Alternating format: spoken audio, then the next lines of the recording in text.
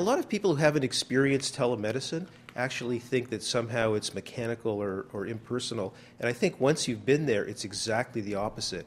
In fact, patients that have experienced telemedicine, their satisfaction rates are somewhere around 95 or 97%, which is pretty much as high as anything you'll ever find in the healthcare system. It's really a fabulous experience for patients. They get care closer to home.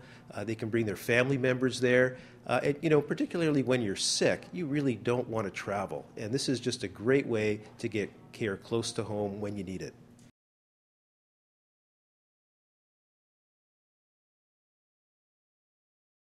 Well, I think healthcare practitioners that do telemedicine really love it. They feel like they're able to offer really an increased level of care for patients. They're able to have better continuity of care because patients, it's much easier for patients to come for follow-up appointments. And they realize that, it's a very patient-focused activity to really help that patient get the care they need in a timely way close to home.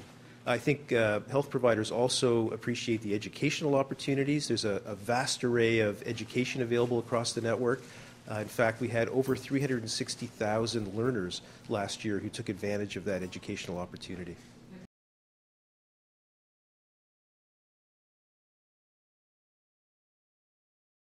In our experience, the outcomes are dramatic. I've been calling it the triple play in healthcare because not only do you have patients who love it, patients who feel like their health status is improving even though they have significant chronic disease, but you also have reduced use of healthcare resources. So these patients are staying out of the hospital, they're staying out of the emerge department, and they're also feeling better about it. So that's a really powerful combination.